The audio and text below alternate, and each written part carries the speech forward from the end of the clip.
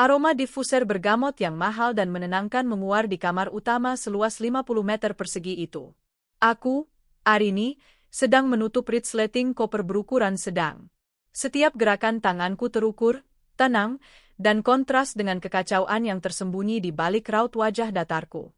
Di sudut kamar, di atas sofa beludru berwarna zamrud, duduk seorang pria. Bramantio, suamiku. Dia sedang mengutak-atik ponselnya, sebuah gawai keluaran terbaru yang tentu saja aku yang membelikannya. Dia mengenakan kaos oblong yang sudah sedikit kusam di bagian leher, pakaian favoritnya di rumah, dan celana pendek. Rambutnya yang ikal tampak sedikit berminyak. Pria itu, suamiku, adalah definisi hidup dari kata pengangguran. Sudah 2 tahun dia berhenti dari pekerjaan terakhirnya dengan alasan lingkungan kerja toksik. Sejak saat itu, hari-harinya diisi dengan bermain game online, tidur hingga siang hari, dan sesekali pergi game, yang biaya keanggotaannya juga aku yang membayar, untuk menjaga aset yang katanya paling berharga, tubuhnya. Kamu beneran jadi berangkat, sayang? Tanyanya, matanya masih terpaku pada layar ponsel. Nada suaranya terdengar malas, seolah bertanya hanya untuk basa-basi. Aku menarik resleting koper itu hingga benar-benar tertutup. Bunyi zip yang tegas itu seakan menjadi penanda dimulainya sebuah rencana. Jadi, Mas, Ibu sudah kangen. Sudah hampir 6 bulan aku nggak pulang.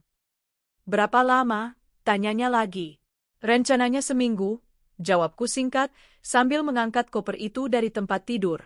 Ranjang king size berseprai katun Mesir putih gading itu terasa dingin dan kosong, bahkan ketika kami tidur berdua di atasnya.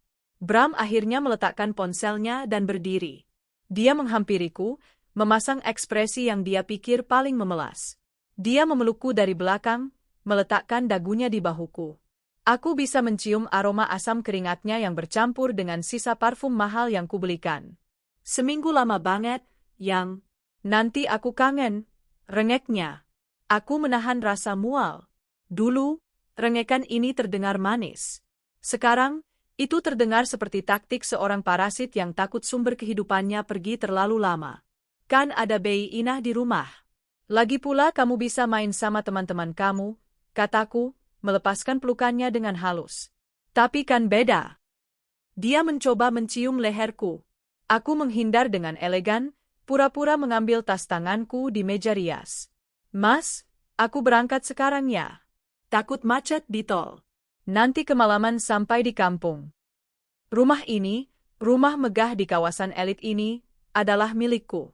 Aku membelinya lunas dengan hasil jerih payahku sebagai konsultan arsitektur senior di sebuah firma ternama. Mobil yang terparkir di garasi, perabotan mewah, bahkan pakaian yang melekat di badan Bram, semuanya adalah milikku.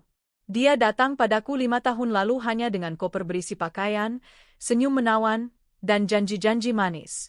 Sekarang, yang tersisa hanyalah seorang pria pemalas yang telah kehilangan pesonanya di mataku.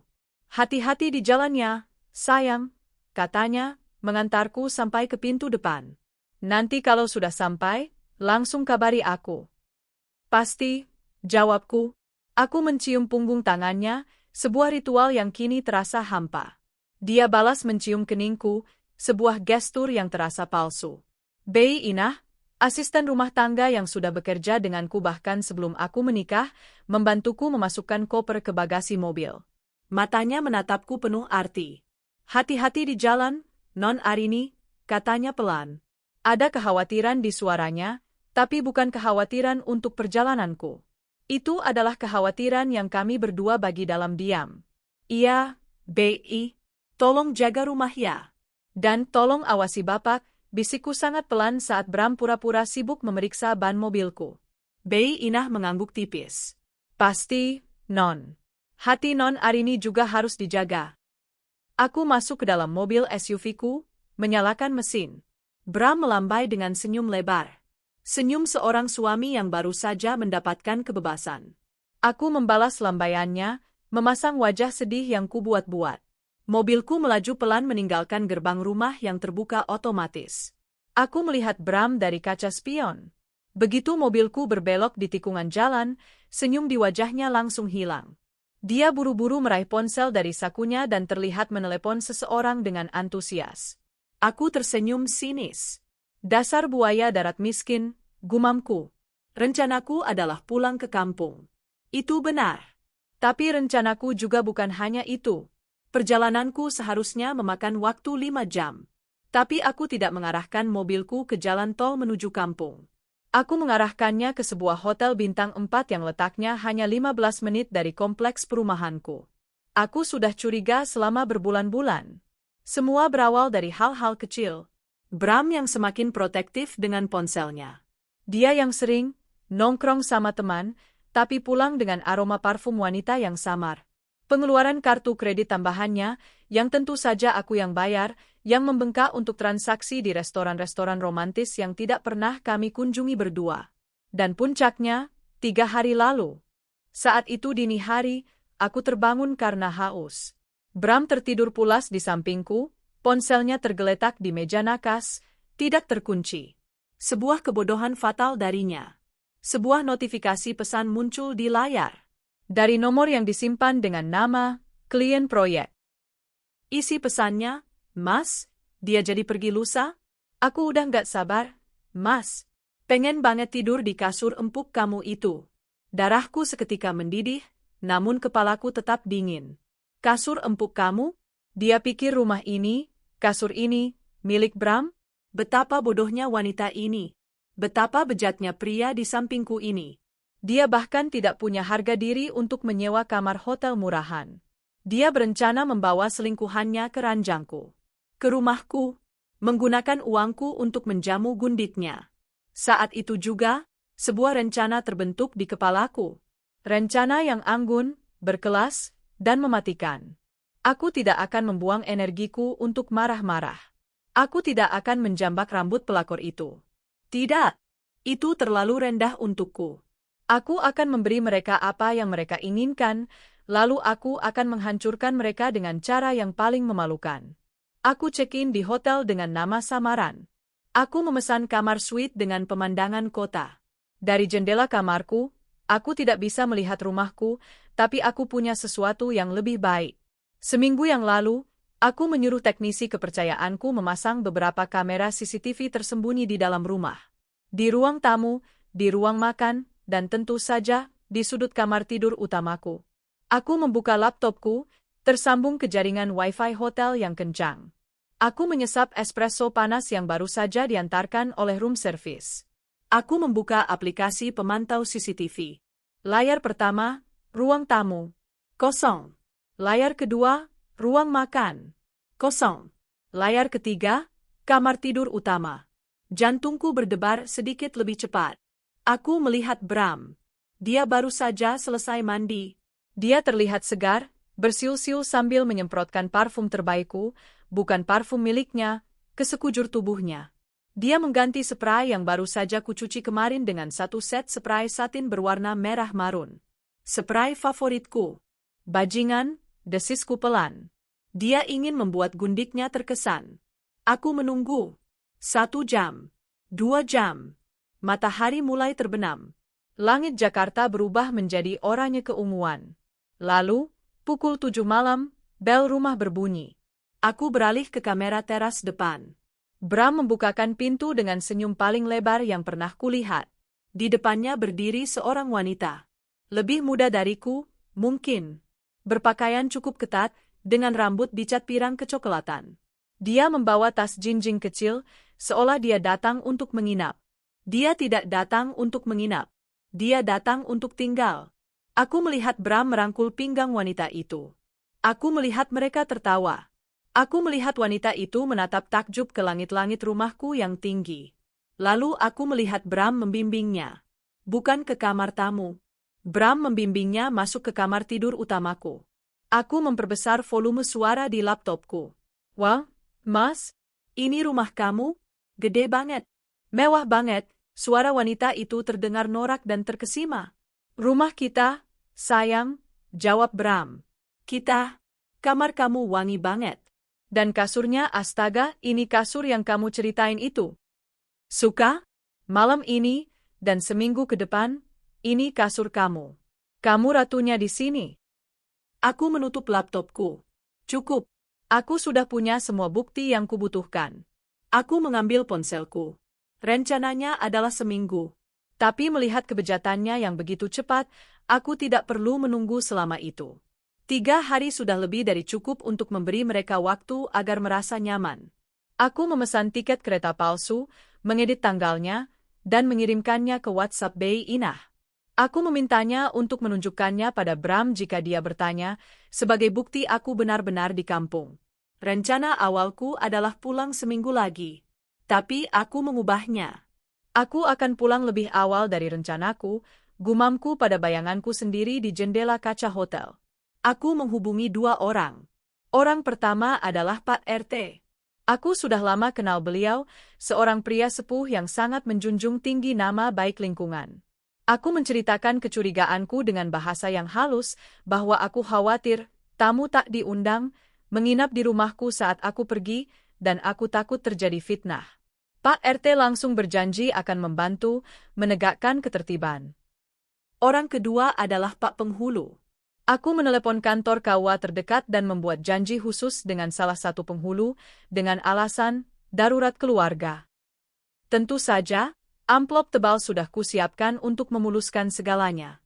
Aku akan membiarkan mereka menikmati surga pinjaman itu selama 2 malam. Di pagi hari ketiga, saat fajar baru menyingsing, saat mereka masih terlelap dalam dosa di atas sepraiku, aku akan pulang. Aku akan pulang membawa rombongan, membawa saksi, dan membawa akhir dari pernikahan ini. Aku tidak akan marah-marah. Aku akan tersenyum. Aku akan memberikan suamiku yang pengangguran itu apa yang paling dia inginkan, menikah lagi. Dan aku akan memberikan pelakor itu apa yang paling dia dambakan, memiliki suamiku. Mereka akan mendapatkan satu sama lain. Dan mereka tidak akan mendapatkan apa-apa lagi selain itu. Aku menyandarkan punggungku ke kursi. Malam ini akan panjang. Tapi fajar yang akan datang akan menjadi fajar yang paling indah dalam hidupku. Malam pertama di kamar hotel terasa ironis. Aku, Arini, berada di sebuah kamar mewah yang asing, sementara seorang wanita jalang sedang tidur di ranjangku, di rumahku. Aku tidak tidur. Laptop di depanku menyala, layarnya terbagi menjadi 4 kotak video pengawas. 3 kotak, ruang tamu, dapur, dan teras, gelap dan senyap. Tapi 1 kotak, yang berlabel, kamar utama, adalah pusat perhatianku. Aku telah mematikan audio. Aku tidak perlu mendengar desahan atau kata-kata mesra mereka. Visualnya saja sudah cukup. Aku memaksa diriku untuk menonton. Bukan karena aku seorang masokis, tapi karena aku perlu mengumpulkan setiap ons kemarahan dan rasa jijik ini. Aku membutuhkannya sebagai bahan bakar. Aku perlu mematri citra ini di benakku, sehingga tidak akan ada secuil pun rasa ragu atau kasihan yang tersisa ketika aku mengeksekusi rencanaku. Aku melihat wanita itu, yang kemudian aku tahu dari obrolan Bram di telepon namanya Laras, bangkit dari ranjang. Dia telanjang. Dia berjalan melintasi kamarku seolah-olah dia pemiliknya. Dia mengambil botol parfum Chanel N5 milikku di meja rias dan menyemprotkannya ke tubuhnya dengan royal. Dia kemudian membuka lemari pakaianku. Napasku tertahan. Itu adalah batas pribadi yang paling sakral. Laras mengeluarkan salah satu jubah tidur sutra milikku, hadiah dari brand yang aku bantu desain butiknya di Paris. Dia memakainya. Jubah seharga puluhan juta itu terlihat kebesaran di tubuhnya yang sedikit kurus, membuatnya tampak seperti anak kecil yang sedang bermain kostum. Norat. Aku mengambil ponselku dan memotret layar laptop. Bukti. Kemudian, aku beralih ke pekerjaanku yang lain. Aku membuka dokumen legal di layar terpisah. Draft perjanjian pasca nikah, surat kepemilikan rumah, sertifikat deposito, dan semua aset atas namaku. Aku mengumpulkan semuanya dalam satu folder digital yang rapi, siap untuk diserahkan kepada pengacaraku. Pernikahan ini adalah sebuah kesalahan investasi. Dan aku adalah seorang manajer investasi yang ulung. Aku tahu kapan waktunya untuk cut loss. Hari kedua adalah neraka yang lebih nyata. Aku menelepon Bei Inah pada pukul 6 pagi, saat aku tahu Bram dan gundiknya masih tertidur. Ponsel Bei Inah bergetar sekali lalu langsung dimatikan, kode kami bahwa situasi aman untuk bicara. Dia menelepon balik dari kamar mandi pelayan di paviliun belakang. Pagi, Non, bisiknya. Suaranya bergetar. Pagi, BI. Bagaimana situasinya? Tanyaku, suaraku tenang dan dingin. Non? Astagfirullah, Non. Saya tidak kuat melihatnya, rintih BI Inah. Perempuan itu, dia menyuruh saya membuatkan sarapan, Non.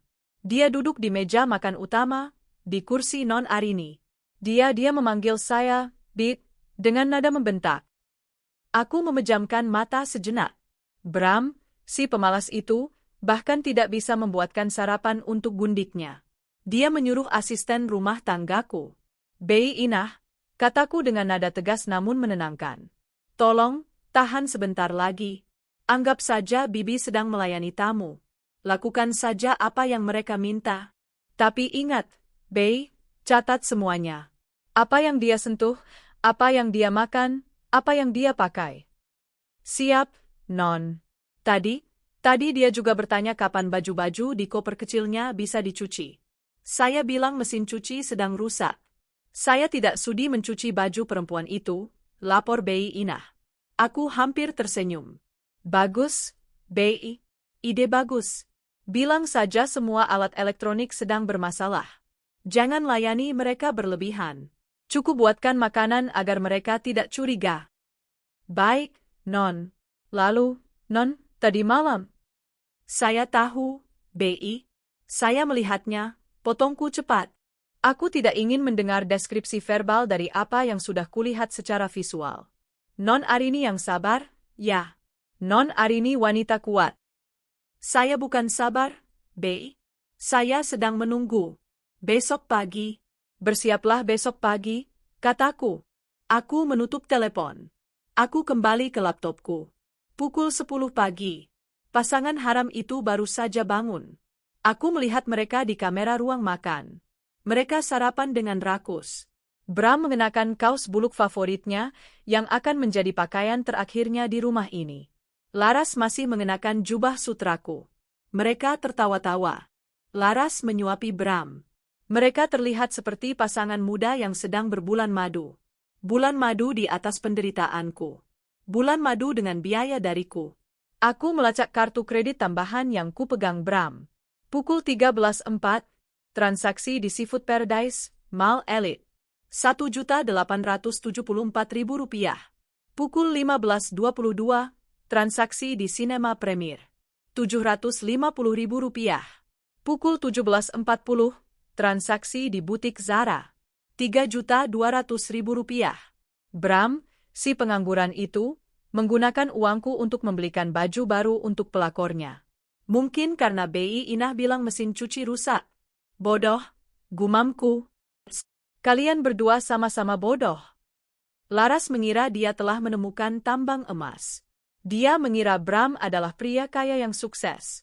Dia tidak tahu bahwa pria yang membelikannya baju itu bahkan tidak punya uang untuk membayar bensin mobil yang mereka pakai, mobilku. Aku kembali menelepon. Kali ini, pengacaraku. Halo, Pak Bima. Arini di sini. Pagi, Bu Arini. Bagaimana? Apa sudah ada perkembangan? Sudah. Lebih cepat dari dugaan. Semua bukti visual dan transaksi sudah saya kumpulkan. Besok eksekusi. Eksekusi? Saya akan menjebak mereka untuk menikah di tempat. Terdengar jeda di seberang telepon. Menikah di tempat? Bu Arini, itu tidak lazim. Saya tahu. Tapi itu yang saya mau. Saya mau mereka terikat. Saya mau pelakor itu mendapatkan apa yang dia inginkan, suamiku. Dan aku mau suamiku mendapatkan apa yang pantas untuknya, wanita selevel dia. Saya mengerti, kata Pak Bima, suaranya kini terdengar serius. Itu strategi yang berani. Saya akan siapkan draft gugatan cerai dengan alasan suami telah menikah lagi. Itu akan jauh lebih kuat dan mempercepat proses.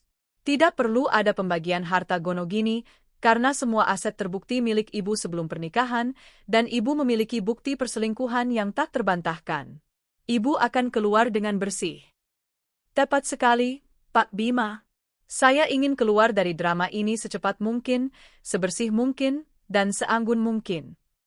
Malam kedua, aku memesan steak well-done termahal di menu room service. Aku makan dengan tenang sambil menonton layar CCTV. Mereka sedang berpesta. Mereka membuka koleksi wine milikku. Botol Chateau Margaux tahun 1995 yang aku simpan untuk perayaan besar. Mereka meminumnya dari gelas kristal Waterford seolah-olah itu sirup murahan. Laras tampak sedikit mabuk, dia menari-nari di ruang tamuku, masih dengan jubah sutraku yang kini sedikit ternoda wine merah. Aku melihat Bram tertawa. Tawa yang lepas, tawa seorang pria yang merasa telah menang.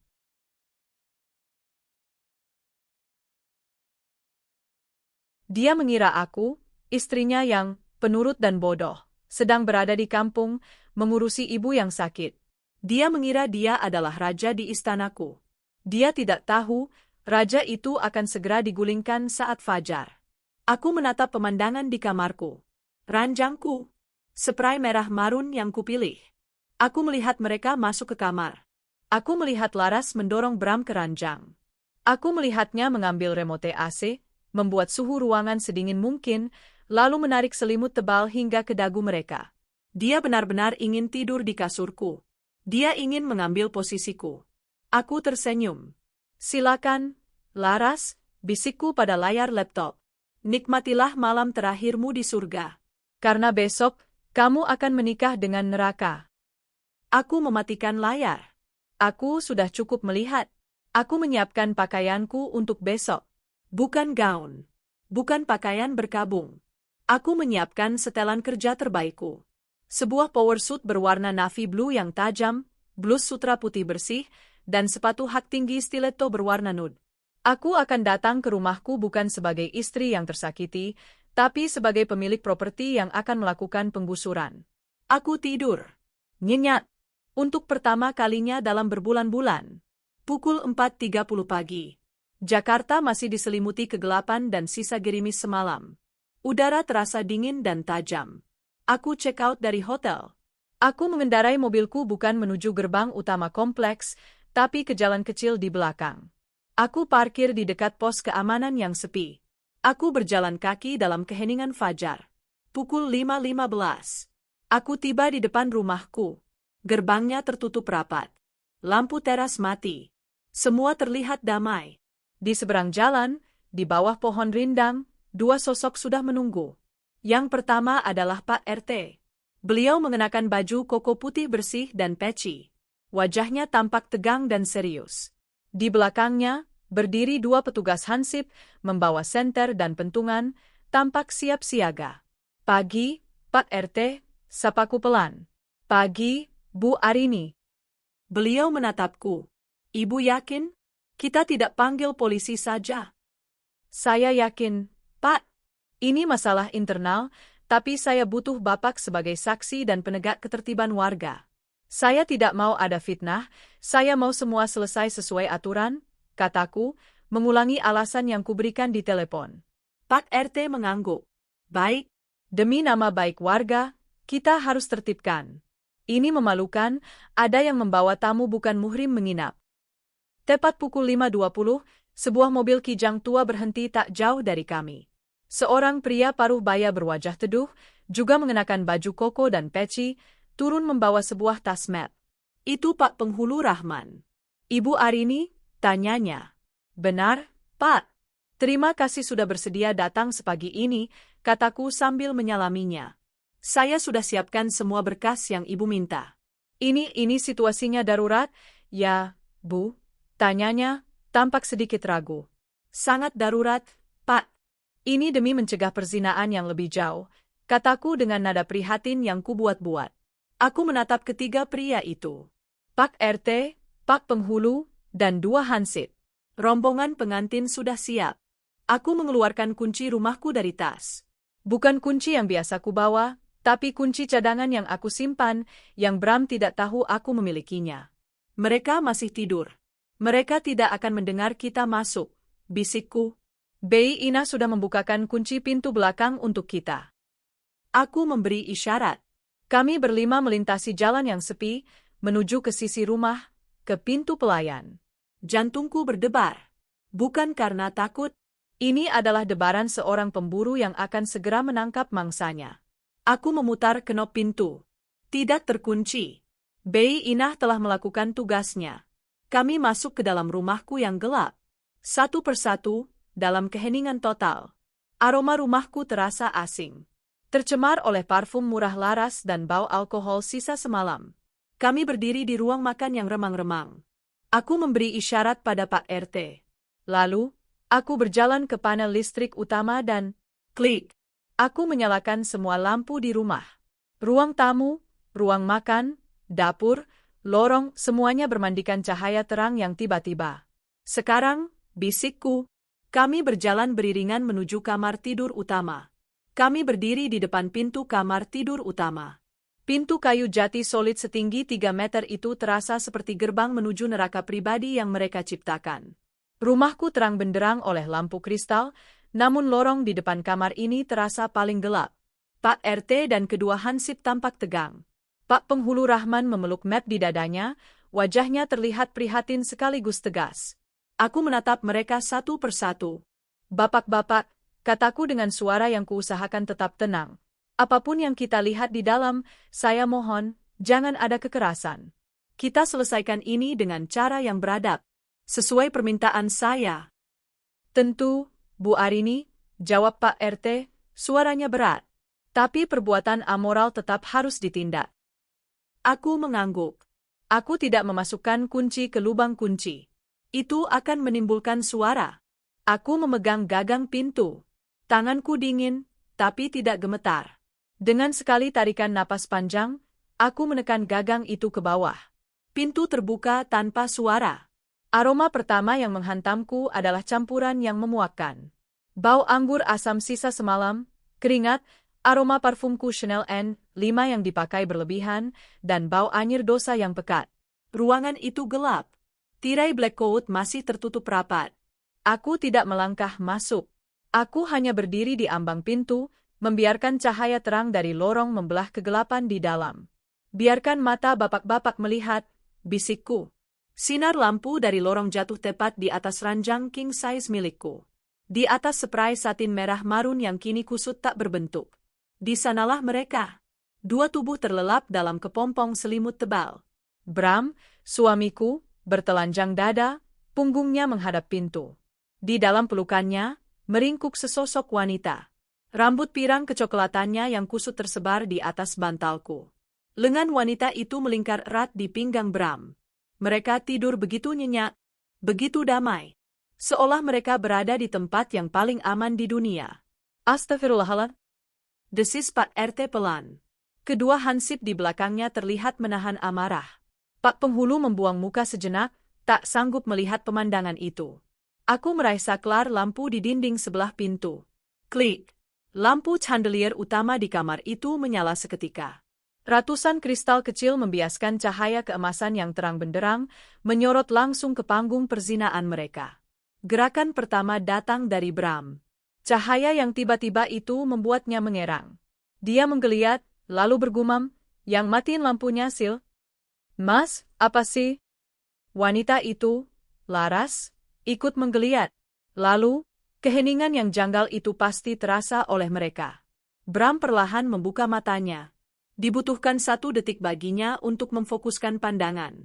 2 detik untuk mengenali siluet-siluet yang berdiri di ambang pintu. 3 detik untuk matanya bertemu dengan mataku. Aku berdiri di sana. Mengenakan power suit biru Donker, kedua tangan terlipat di depan dada, dengan senyum tipis yang paling dingin. Wajah Bram berubah dari mengantuk, menjadi bingung, lalu menjadi pucat pasi seperti mayat. "Ah, Arini," suaranya serak. Sapaan itu membangunkan Laras sepenuhnya. Dia duduk. Selimut itu melorot dari bahunya, memperlihatkan tubuh atasnya yang telanjang. Dia menatapku, lalu menatap kerumunan pria di belakangku. Lalu dia menjerit. Jeritan melengking yang penuh ketakutan dan keterkejutan. Dia buru-buru menarik selimut itu sampai ke dagunya, matanya melotot ngeri. "Mas, Mas, itu siapa, Mas?" Pekitnya mengguncang-guncang tubuh Bram. "Arini, sayang. Ini nggak seperti yang kamu lihat." Bram tergagap, panik. Dia berusaha bangkit, Kakinya tersangkut selimut, membuatnya terlihat konyol. Diam di tempat, bentak Pak RT, suaranya menggelegar di kamar kedap suara itu. Kalian jangan bergerak. Kedua hansip melangkah masuk, mengapit sisi kiri dan kanan pintu, menghalangi jalan keluar. Pak RT. Pak, ini salah paham, Pak. Bram mencoba bernegosiasi, tangannya terangkat ke depan. Dia hanya mengenakan celana kolor. Pemandangan yang menyedihkan. Salah paham bagaimana? Seru Pak RT. Kamu membawa perempuan yang bukan istrimu ke rumah istrimu yang sah. Tidur di ranjangnya. Tanpa busana. Kamu pikir kami semua buta, Bramantio? Laras mulai menangis. Bukan tangisan penyesalan. Itu tangisan ketakutan karena tertangkap basah. Mas, kamu bohong. Katanya istrimu di kampung seminggu. Katanya kamu dah. Kamu bohong. Aku tertawa kecil. Tawa pelan yang membuat semua mata menoleh padaku. Oh, jadi dia bilang dia duda? Tanyaku, melangkah masuk ke kamarku. Aku sengaja berjalan pelan, sepatu hak tinggiku berbunyi klok, klok, klok, di lantai marmer. Dia memang akan segera jadi duda. Tapi sepertinya, kamu juga akan segera jadi istri, Laras. Laras menatapku bingung di sela-sela isak tangisnya. Bram memohon padaku. Arini, jangan begini. Aku bisa jelaskan. Aku Wilaf, sayang. Aku? Wilaf? Aku berhenti di kaki ranjang. Aku menatap mereka berdua, dua makhluk hina yang meringkuk di atas spray mewahku. Wilaf itu sekali. Ini berhari-hari. Wilaf itu menyesal. Kamu terlihat sangat menikmatinya. Kamu bahkan menyuruhnya memakai jubah sutraku, kan? Aku menunjuk ke lantai, di mana jubah sutraku teronggok ternoda tumpahan wine. Dan kamu, aku beralih ke Laras. Kamu dengan senang hati memakai barang-barangku. Kamu tidur di kasurku. Kamu pasti sangat menginginkan posisiku. Kamu ingin menjadi Nyonya Arini, kan? Saya nggak tahu, Mbak saya, dia yang bilang. Laras mencoba membela diri. Cukup, teriakku. Kali ini suaraku naik. Hanya satu kali itu. Cukup untuk menghentikan semua argumen mereka. Keheningan kembali menyelimuti. Aku berbalik menghadap Pak Penghulu Rahman. Pak Penghulu, kataku dengan nada yang kembali tenang dan formal. Pak Penghulu menatapku, menunggu. Bapak saya undang ke sini untuk satu tujuan. Mencegah maksiat yang lebih besar. Mereka sudah terlanjur berzina di rumah saya, di ranjang saya. Saya tidak mau rumah ini tercemar lebih jauh. Aku menarik napas. Inilah saatnya. Saya, Arini Wijaya, sebagai istri sah dari Bramantio, dengan ini memberikan izin suami saya untuk menikah lagi. Saat ini juga. Hening. Bahkan Pak RT pun tampak terkejut dengan permintaanku. Bram adalah yang pertama bereaksi. Apa? Arini, kamu gila? Enggak, aku enggak mau. Laras, di luar dugaan, juga menggeleng panik. Enggak, Mbak. Enggak. Saya enggak mau nikah sama dia. Saya enggak mau jadi istri kedua. Aku tersenyum sinis. Loh? Kenapa tidak mau? Bukankah ini yang kalian lakukan di belakangku? Kalian saling mencintai, kan? Sampai rela tidur bersama di ranjang istri sahnya? Aku hanya ingin meresmikannya. Arini, please. Aku cinta sama kamu. Cuma kamu. Bram mencoba turun dari ranjang, tapi satu tatapan dari hansip membuatnya membeku. Cintamu semurah ini, Mas? Tanyaku. Sudahlah. Jangan buang waktu. Aku menatap Pak RT. Pak RT. Saya sebagai warga Bapak, meminta perlindungan. Rumah saya sudah dinodai. Nama baik saya tercoreng. Nama baik lingkungan ini juga tercoreng. Satu-satunya cara membersihkan ini, seperti kata Bapak, adalah dengan menikahkan mereka. Paksa mereka. Supaya tidak ada fitnah yang lebih besar. Pak RT, yang awalnya ragu, kini menemukan pijakannya. Dia adalah penjaga moral kampung. Benar, katanya tegas. Saya setuju dengan Bu Arini. Ini satu-satunya jalan.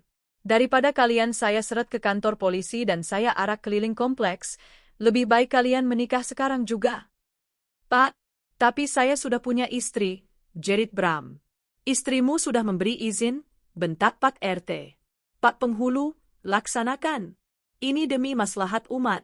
Kita gunakan wali hakim untuk perempuan ini. Ini situasi darurat. Pak Penghulu Rahman tampak berat hati. Tapi, Bu Arini, ini. Laksanakan, Pak, potongku. Saya sudah siapkan amplop, tanda terima kasih saya atas kesediaan Bapak datang di situasi darurat ini. Pak Penghulu menghela napas panjang. Dia mengerti. Baiklah. Demi kebaikan bersama. Dia membuka mapnya di atas meja rias milikku. Ayo, cepat, bangun kalian. Ambudu. Enggak mau. Laras histeris. Arini, tolong, Arini. Aku enggak mau. Bram memohon. Oh, jadi sekarang kalian tidak mau? Tanyaku. Tadi malam kalian begitu, mau, di atas kasur ini. Sekarang, kalian harus bertanggung jawab atas perbuatan kalian. Ayo cepat, atau saya panggil warga, ancam Pak RT. Bram dan Laras tak punya pilihan. Dengan dikawal Hansip, mereka didorong ke kamar mandi utama. Kamar mandiku. Mereka berwudhu dalam kehinaan. 5 menit kemudian, mereka kembali. Bram, dengan wajah pucat dan gemetar, hanya mengenakan kolor dan kaos oblong buluk yang ia pungut dari lantai. Laras, menangis sesenggukan, terpaksa membungkus tubuh telanjangnya dengan spray satin merah marunku. Dia terlihat seperti gundik dari zaman Romawi yang tertangkap basah. Duduk di bawah, perintah Pak RT. Mereka berdua didudukkan di lantai marmer yang dingin. Di depan Pak Penghulu yang sudah siap di kursi meja rias.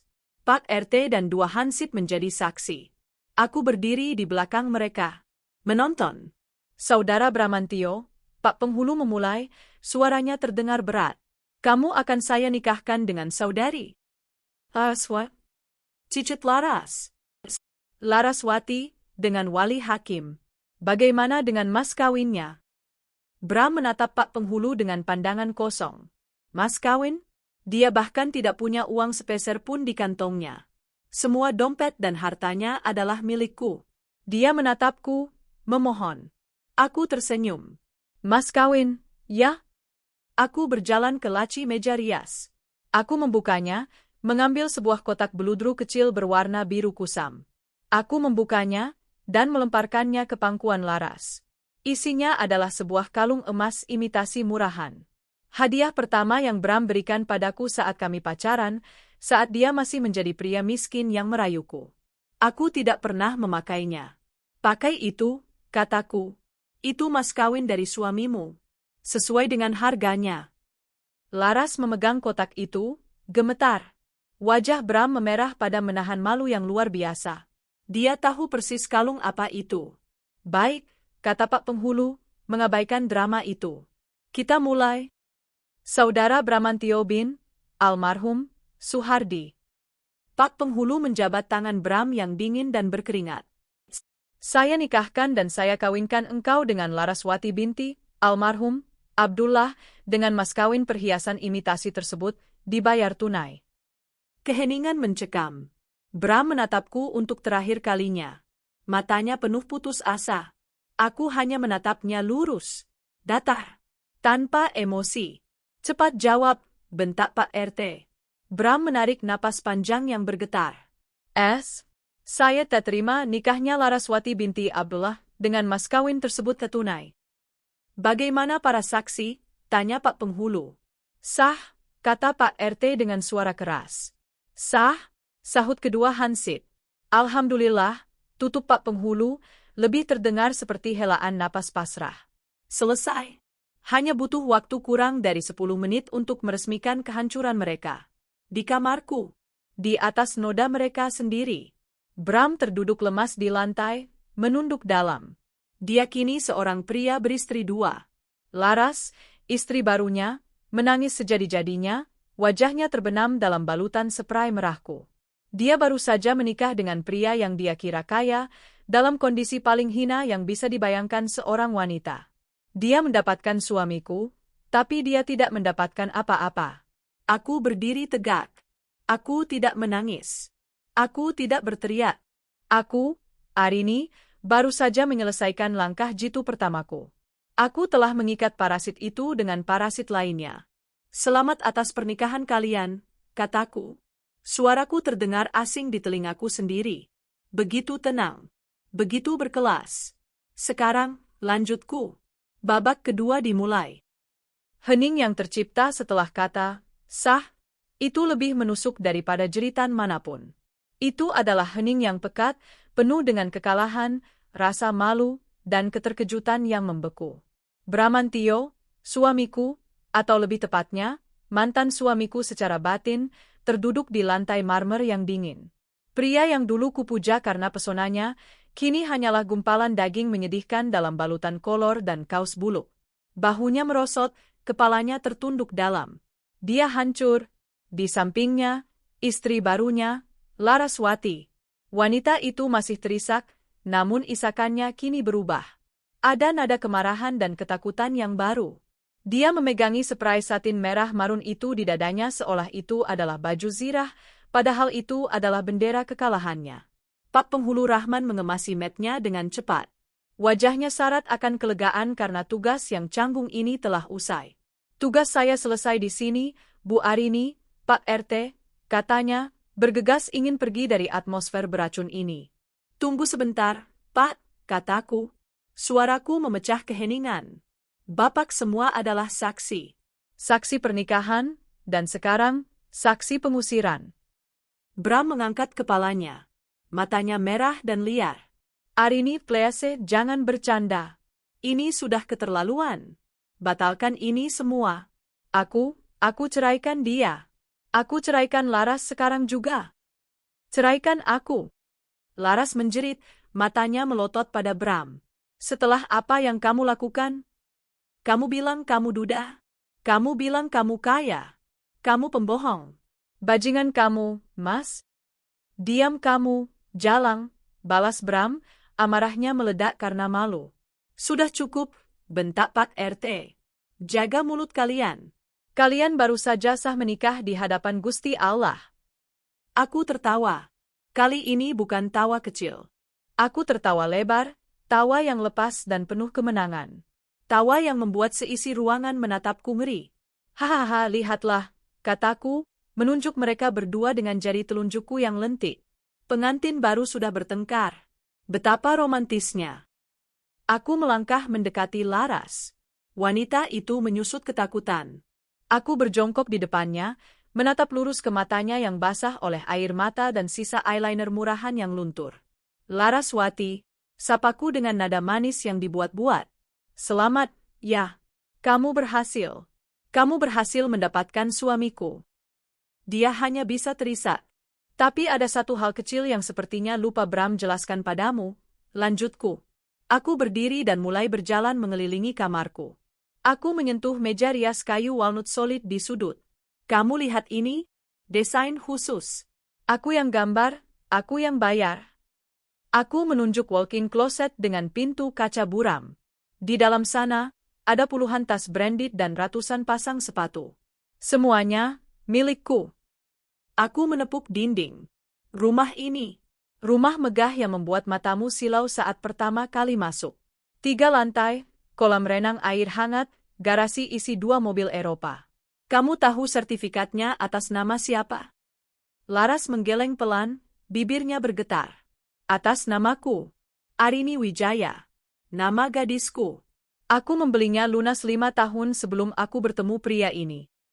Aku berhenti tepat di depan Bram. Dia tidak berani menatapku. Dan pria yang baru saja kamu nikahi ini, aku berkata pada Laras, tapi mataku menusuk ubun-ubun Bram. Pria yang kamu kira, Mas kaya, ini adalah pengangguran. Pengangguran pemalas yang sudah 2 tahun hidup menumpang padaku. Mata Laras melebar. Keterkejutan total. Dia menoleh ke Bram, mencari sanggahan. Mas, itu nggak bener, kan, Mas? Bilang sama dia. Bilang kamu punya bisnis, desak Laras, suaranya putus asa. Bram hanya diam membisu. Kehancurannya kini sempurna. Bisnis, ulangku. Oh, bisnisnya ada. Bisnis menipu wanita. Dan kamu, Laras, adalah klien terbarunya. Kamu tahu dia datang ke rumah ini dulu bawa apa? Satu koper berisi pakaian dan celana dalam. Itu saja. Aku kembali berjongkok di depan Laras. Jadi, kalau kamu tertarik pada suamiku karena silau pada hartanya, bisikku, maka aku tertawa paling lebar hari ini. Karena kamu adalah wanita paling bodoh yang terkena rayuan buaya darat miskin. Wajah Laras berubah dari terkejut menjadi pucat pasi, lalu menjadi merah padam karena amarah dan rasa malu yang tak terhingga. Dia sadar. Dia telah dipermainkan oleh Bram, dan kini dia dijebak olehku. Dia mendapatkan pria yang dia inginkan, tapi pria itu tidak memiliki apapun yang dia dambakan. Kamu? Desis Laras padaku. Kamu iblis. Aku? Iblis? Aku berdiri. Aku adalah wanita yang bekerja keras membiayai rumah ini, membiayai pria yang kamu tiduri, bahkan membiayai wine yang kalian minum semalam. Kalian yang iblis. Tidur di ranjangku, memakai barang-barangku, dan menodaiku. Kamu pikir aku wanita penurut yang akan diam saja? Aku menatap Bram dengan dingin. Waktunya habis, Bramantio. Arini, jangan, aku mohon. Rintihnya, mencoba merangkak dan memegang kakiku. Aku melangkah mundur dengan jijik. Bei Inah, panggilku keras. Bei Inah, yang sedari tadi menonton dari ambang pintu dengan air mata bahagia, segera menyahut. Iya, Non. Panggil Pak Satpam. Sekarang. Suruh bawa 2 orang. Baik, Non. Bei Inah bergegas pergi. Pak RT, Pak Penghulu, Pak Hansip, kataku, beralih pada mereka. Terima kasih banyak atas bantuan bapak-bapak menegakkan ketertiban. Sampai di sini, urusan bapak sudah selesai. Selebihnya, biar menjadi urusan internal rumah tangga saya. Pak RT mengangguk paham. Baik, Bu Arini. Kami turut prihatin, tapi kami juga salut dengan ketegasan Ibu. Mari, Pak Penghulu. Mereka bertiga keluar dari kamarku, meninggalkan aku sendiri bersama 2 parasit itu. Bram panik. Arini, kamu nggak bisa usir aku. Aku suami kamu. Dulu, koreksiku. Sekarang kamu suami dia. Dan aku akan segera mendaftarkan gugatan ceraiku. Dengan bukti pernikahanmu hari ini, prosesnya akan sangat cepat. Kamu tidak akan dapat sepeser pun dariku. Arini, anak kita. Bagaimana dengan Bima? Teriaknya, menyebut nama putra kami yang berumur 3 tahun, yang sedang kutitipkan di rumah ibuku di kampung. Ini adalah kartu truf terakhirnya. Dan itu tidak mempan. Jangan sebut nama anakku dengan mulut kotormu, desisku. Bima akan tumbuh besar dengan kebahagiaan sempurna. Jauh dari pria pemalas dan tidak tahu diri sepertimu. Tepat saat itu, 2 satpam berseragam lengkap masuk, diikuti Bei Inah. Ada yang bisa dibantu, Bu Arini? Tanya Komandan Satpam, wajahnya profesional. Aku menunjuk ke Bram, lalu ke Laras. Pak, tolong bantu tuan ini dan nyonya barunya ini keluar dari rumah saya. Mereka tamu tidak diundang. Apa? Kamu nggak bisa? Bram mencoba berdiri dan melawan. Satpam itu tidak ragu. Mereka langsung memegangi kedua lengan Bram. Lepaskan. Ini rumah saya juga, berontak Bram. Rumahmu? Tanyaku. Ambil barang-barangmu, kalau begitu. Mata Bram sejenak beralih ke walk-in closet, di mana setelan mahal dan jam tangan mewahnya, semua pemberianku, tersimpan. Aku tersenyum sinis. Ah, tapi tunggu dulu. Kamu datang ke sini hanya bawa 1 koper, kan? Tapi kurasa itu terlalu baik. Aku menilainya dari atas ke bawah. Cukup. Baju yang kamu pakai itu. Kaos buluk dan kolor seadanya itu. Silakan keluar dari rumahku hanya dengan itu. Arini, jangan gila. Seret dia, perintahku pada Satpam. Mereka mulai menyeret Bram keluar kamar. Dia meronta, tapi tenaga 2 Satpam itu jauh lebih kuat. Kini tinggal Laras. Dia gemetar hebat, masih memeluk sprayku. Mbak Arini tolong, Mbak. Dia memohon padaku. Saya kan sudah menikah dengan Mas Bram. Biarkan kami tinggal di sini. Saya mau jadi istri kedua. Saya rela, Mbak. Tolong kami nggak punya tempat tinggal? Aku menatapnya. Inilah pelakor yang tadinya begitu angkuh, yang dengan sengaja ingin tidur di kasurku untuk menghinaku. Sekarang dia memohon untuk diizinkan tinggal, bahkan sebagai istri kedua dari pria miskin yang baru saja terkuak kedotnya. Betapa tidak punya harga dirinya. Kamu sudah dengar, kan, kataku. Dia miskin. Aku kaya. Dan kamu, baru saja menikah dengan kemiskinan itu. Selamat menikmati. Aku maju dan dengan satu sentakan kuat, aku menarik spray satin merah marun itu dari tubuhnya. Dan ini, kataku, milikku. Laras menjerit kaget dan malu. Dia kini hanya mengenakan pakaian dalam renda murahan yang ia pakai semalam. Pak Satpam, panggilku. Yang ini juga. Satpam kedua masuk dan tanpa basa-basi menarik lengan Laras. Tidak, lepaskan. Mbak, tolong, Mbak. Jahat. Iblis kamu, pekiknya sambil diseret melintasi lantai marmer. Bei Inah berlari mengambil tas jinjing kecil Laras di sudut kamar dan melemparkannya ke teras. Nih, bawa barang rongsokanmu. Aku berjalan dengan anggun di belakang mereka. Melewati lorong, menuruni tangga utama yang megah. Gedebuk, gedebuk. Kedua satpam itu melemparkan mereka berdua ke teras depan. Tepat di atas rumput Jepangku yang terawat sempurna. Pukul 6:30 pagi. Matahari sudah bersinar terang. Beberapa tetangga sudah mulai keluar untuk lari pagi atau mengantar anak sekolah. Pemandangan itu sempurna. Seorang pria hanya mengenakan kolor dan kaos buluk. Seorang wanita hanya mengenakan pakaian dalam. Keduanya terjerembab di teras rumah mewah.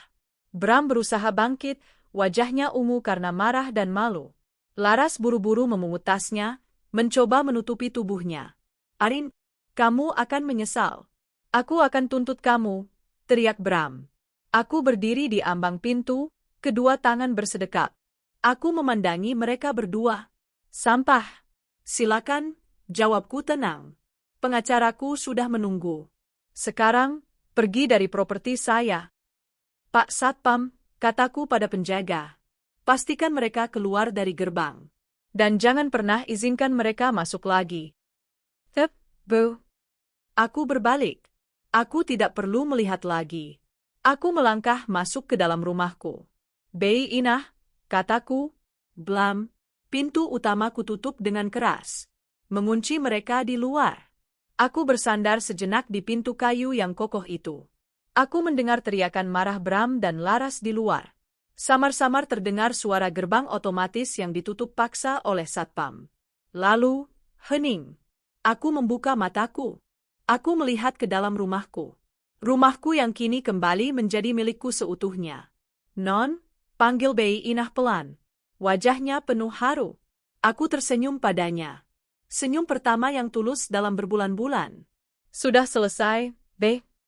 Aku menarik napas dalam-dalam. Aroma parfum murah, alkohol, dan keringat masih mengambang di udara. Sekarang, kataku sambil menggulung lengan bajuku. Kita bersihkan rumah ini. Pintu kayu jati solid itu tertutup dengan bunyi blam. Yang final. Hening. Di luar, aku masih bisa mendengar samar-samar teriakan Laras yang histeris dan umpatan Bram yang penuh amarah. Lalu, kudengar suara gerbang otomatis yang menutup dengan derit pelan, diikuti oleh kesunyian yang mutlak. Mereka pergi. Aku masih bersandar di pintu. Tanganku, yang sedari tadi terkepal di sisiku, akhirnya rileks. Kakiku, yang menopangku dengan sepatu hak tinggi selama 2 jam terakhir, mulai terasa pegal. Adrenalin yang memompaku sejak pukul 4 pagi tadi mulai surut, menyisakan kelelahan yang luar biasa, namun juga kelegaan. Aku menang. Non? Suara Bei Inah membuyarkanku. Dia berdiri di anak tangga, menatapku dengan mata yang berkaca-kaca. Dia memegang dadanya, napasnya tersengal seolah dia yang baru saja berlari maraton. Sudah selesai, Bei, kataku. Suaraku terdengar serak. Bei Inah tidak bisa menahannya lagi. Dia berlari kecil ke arahku dan memelukku. Non Arini. Ya Allah, Non. Non Arini hebat. Saya bangga sekali sama Non. Aku tertegun sejenak, lalu aku balas memeluk asisten rumah tanggaku yang setia itu. Pelukan hangat ini adalah hal manusiawi pertama yang kurasakan dalam 72 jam terakhir. Terima kasih, Bei. Terima kasih sudah membantu saya. Sudah tugas saya, Non. Sudah lama saya mau lihat si bapak parasit itu keluar dari sini, katanya penuh emosi. Aku melepaskan pelukan. Tugas kita belum selesai, Bei. Bei Inah mengusap air matanya, lalu menatapku dengan sigap. Siap, Non. Apa yang harus saya lakukan? Aku menarik napas dalam-dalam. Udara di rumahku terasa pengap. Tercemar. Aku bisa mencium bau anggur asam, parfum laras yang norak, dan bau mereka. Pertama, kataku sambil melangkah ke ruang tamu, buka semua jendela. Semua pintu. Kita butuh udara segar. Biar semua sisa-sisa bau mereka enyah dari sini. Bei Inah segera berlari membuka pintu geser besar yang menuju ke taman belakang. Udara pagi Jakarta yang segar, walau tak sesegar di kampung, langsung menyerbu masuk, mengusir aroma busuk di dalam. Aku melepas spatbor hak tinggiku. Aku melemparkannya begitu saja ke lantai. Aku menyingsingkan lengan blazer biru donkerku.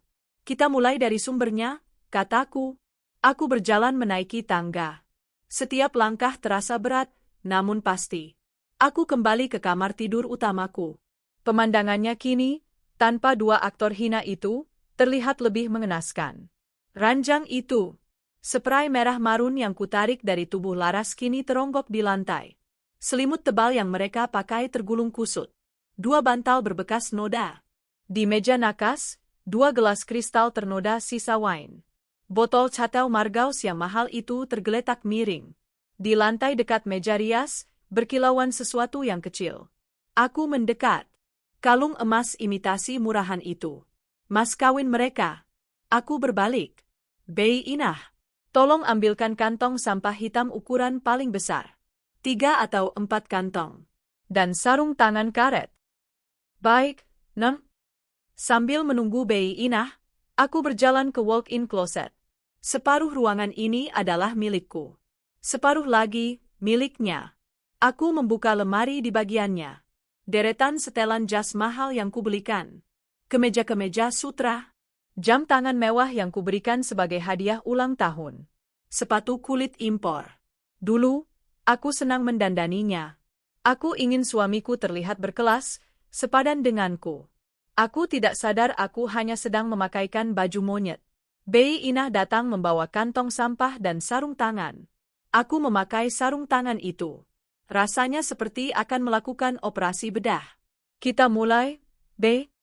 Perintah pertamaku, ranjang. Semua yang ada di ranjang ini, Bei. Spray, selimut, sarung bantal, bantalnya sekalian, gulingnya juga. Masukkan kantong. Kita buang. Dibuang, Non? Enggak dicuci saja? Ini kan mahal? Tanya Bei Inah ragu. Saya tidak sudi kulit saya menyentuh kain yang sudah dipakai mereka berzina. Buang, kataku tegas. Saya bisa beli 100 spray baru. Tapi harga diri saya tidak bisa dibeli. Bei Inah mengangguk paham. Dengan sigap, kami berdua memasukkan semua tekstil terkutuk itu ke dalam kantong sampah. Ranjang itu kini telanjang, hanya menyisakan kasur mahal yang terlihat ternoda. Telepon jasa deep cleaning profesional, Bei, perintahku lagi. Saya mau kasur ini dicuci dengan vakum dan uap panas. Kalau perlu, siram dengan desinfektan. Saya mau semua jejak DNA mereka hilang. Siap, Non?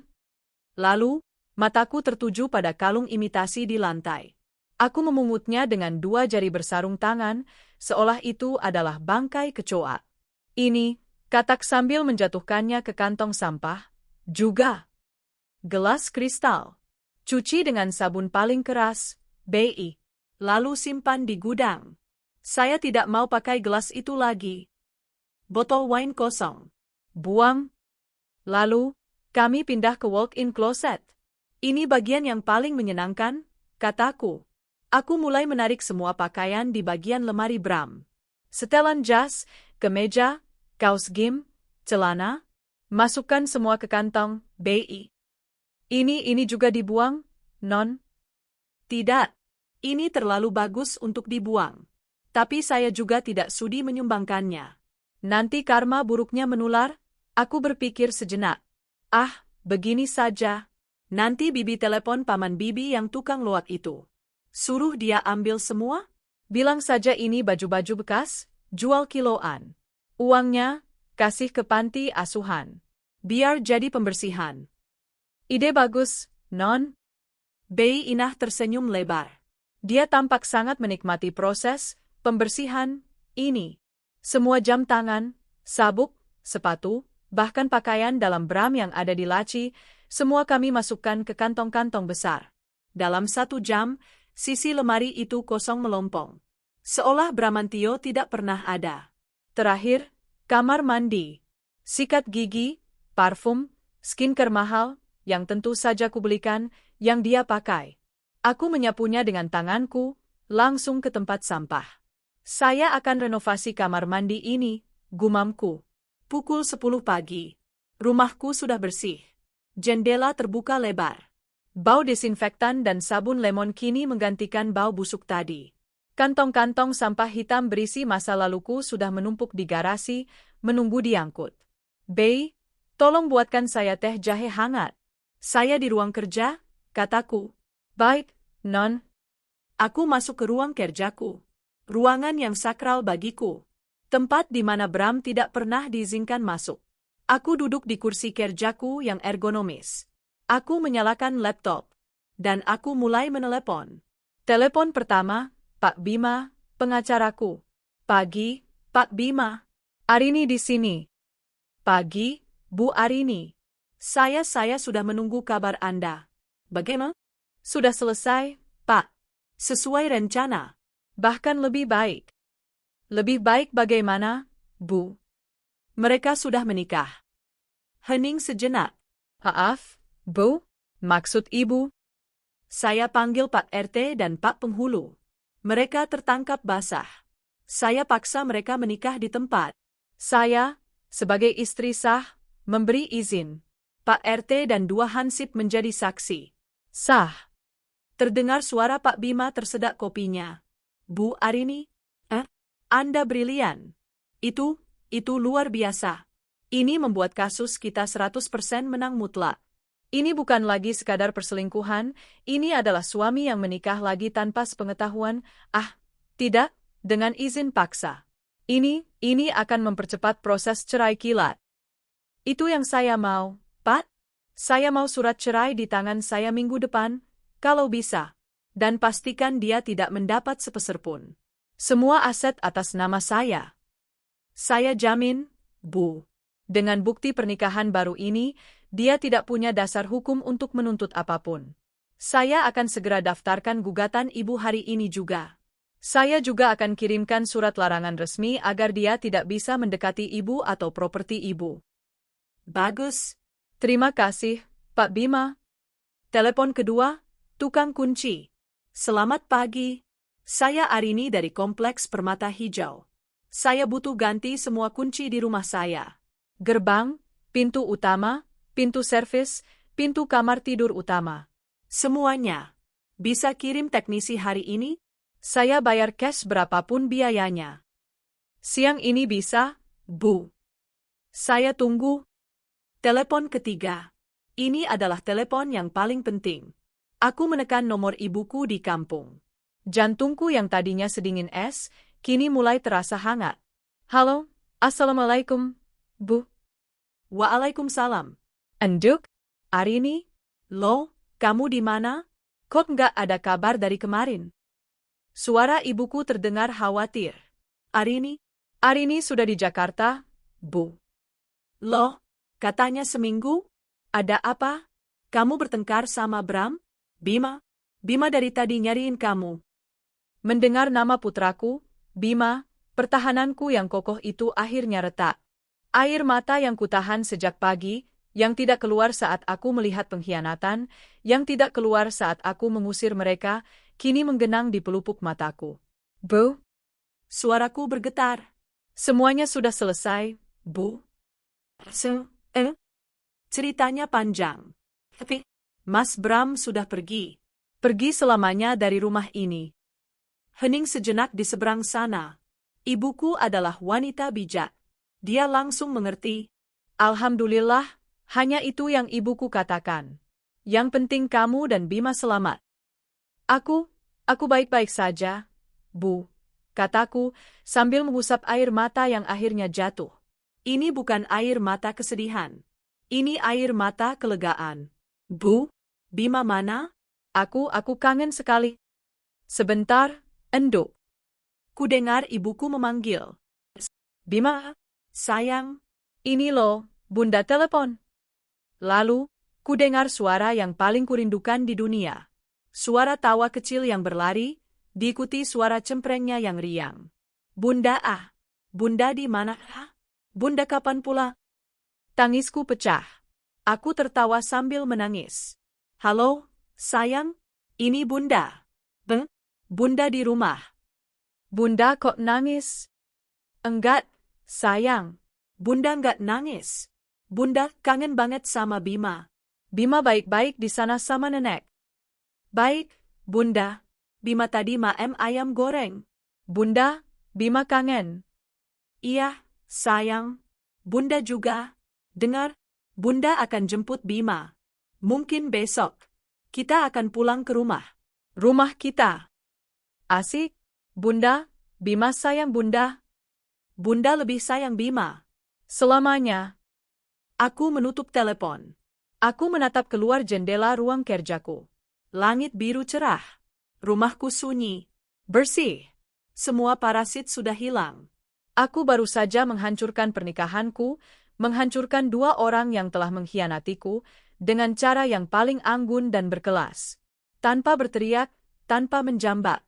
Dan sekarang, aku akan memulai hidupku yang baru. Aku akan membesarkan anakku dengan kebahagiaan yang sempurna. Hari itu tidak berakhir dengan ditutupnya pintu. Hari itu adalah awal dari sebuah operasi pemulihan total. Pukul 11 siang, seperti yang dijanjikan, teknisi tukang kunci tiba. Bunyi mesin bor yang melubangi kayu dan logam terdengar di seluruh penjuru rumah. Itu bukan suara yang mengganggu. Bagiku, itu adalah musik. Itu adalah suara masa lalu yang dicabut paksa, digantikan dengan keamanan yang baru. Aku berdiri di ruang kerja, mendengarkan.